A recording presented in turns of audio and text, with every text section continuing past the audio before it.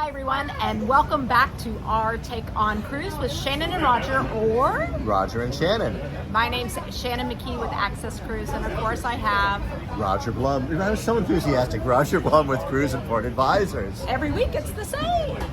I'm excited. I'm excited too. Do you know what else I'm excited about? No, I have no idea. This has never happened in my lifetime, don't say it, that the Port of Miami is not the #1 cruise port in the world. And That is very, very surprising. I'm not allowed to say who is. no, you're not allowed to say about my lifetime.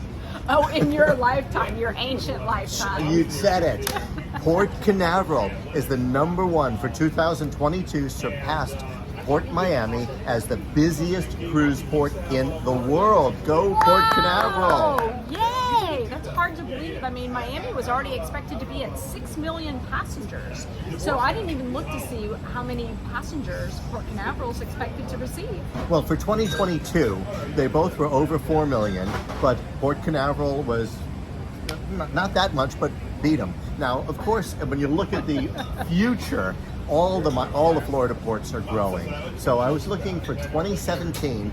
Port Canaveral is still going to increase by 1.5 times what they've done now, but Miami is going to increase by 2 times what they had in 2022. So of course Miami will retake the crown. Okay, but for this moment in time, way to go, Port Canaveral. Yay, Port Canaveral. And looking towards the future, way to go Miami, way to go Port Canaveral. Port Everglades by 2027 is going to triple their 2022 volume. Is that going to put them in #1 spot? They'll for a be short number time period? 3. They'll be number 3. But You know, still, it's big business. And all these ports are doing great. You know, I have to say, that's wonderful for Port Canaveral, and the person that I missed from Port Canaveral that was always everywhere, Bobby G. I hope he's doing well. Bobby G, if you're listening, our love goes out to you and Nancy. We miss you. We We miss do. you. You know what else, though? With Port Miami, they have just announced that they're going to be getting shore power, which is huge right now in the industry. I think we're seeing shore power pop up in so many ports,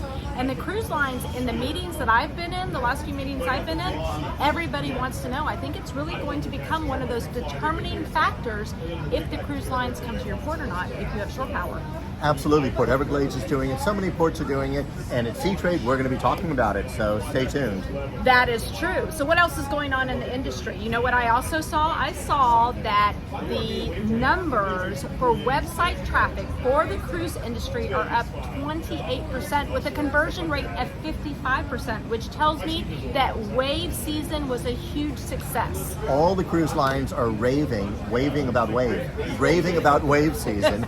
Royal Caribbean said their conversion rate, I think, was 112%. So this is really, really big news. By the way, one of the other things I thought was really interesting with Royal Caribbean, they were talking about Icon of the Seas. Yes. So the big, giant, massive suite on Icon of the Seas, I can't remember, I think it was like 55% sold out in the initial season of Icon, but the average price that suite is selling for is $75,000 per cruise. Per cruise, which is like a week.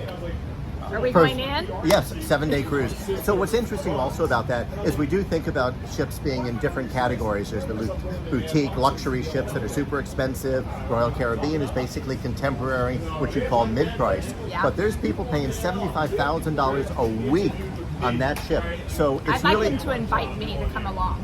it's really hard to put ships in categories these days when you find these big ships that are catering to people at all these different levels. Right, it's all about the ship within the ship, right? There's experiences at every level, and no matter which experience you buy into, there's great value and fun to be had, I have to say. That's right. And I think you like shopping, don't you? I do, which goes to the boutiques, which we read today, or we were talking about a little bit today.